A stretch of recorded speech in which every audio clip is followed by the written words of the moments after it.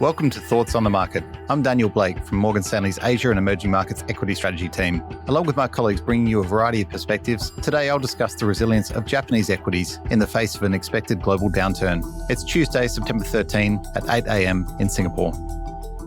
As Morgan Stanley's chief global economist, Seth Carpenter, noted in mid-August, the clouds of recession are gathering globally. In the US, the Fed is hiking rates and withdrawing liquidity. Europe is suffering from high inflation, looming recession, and an energy shortage, and China is facing a rocky path to recovery. In this global context, the external risks for Japan are rising quickly. And yet, compared to the turbulence in the rest of the world, Japanese equities are enjoying rather calm domestic macro and policy waters. In Japan, we see support for this cycle coming from three sources: domestic policy, the Japanese yen, and capital discipline at the corporate sector.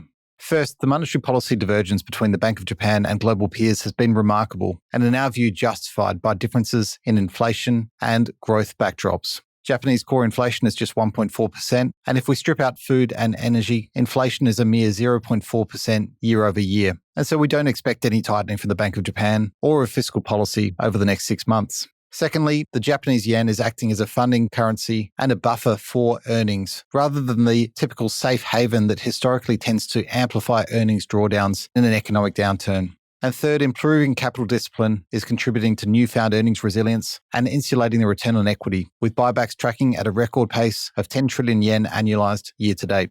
In addition to monetary and fiscal policy, Japan's more cautious approach to reducing COVID restrictions and employment-focused stimulus programs have meant that the economy is in a different phase vis-à-vis other developed markets. Our expectation for Japan's economy is low but steady growth of 1.3% on average over 2022 and 2023.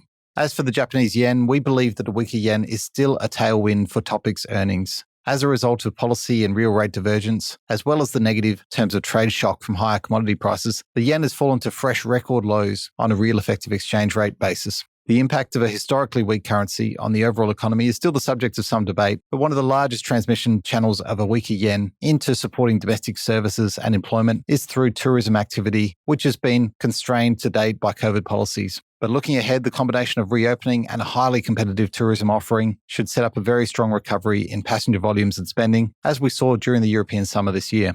So where do all these global and domestic cross-currents leave us with respect to Japanese equities? We remain overweight on the Topix index versus our MSCI Asia Pacific ex-Japan and emerging markets coverage. We've been above consensus in forecasting an exceptional recovery in Topix earnings per share, but we acknowledge that to date it has been largely driven by export-oriented stocks.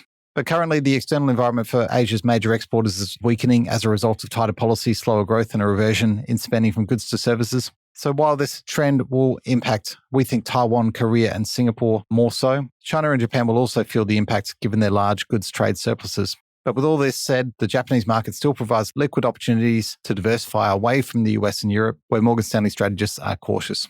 So while Japanese equities have historically underperformed in global downturns, the current setup leaves us more optimistic on Japan, in particular compared with other regions like the US and Europe. Thanks for listening. If you enjoy the show, please leave us a review on Apple Podcasts and share thoughts on the market with a friend or colleague today.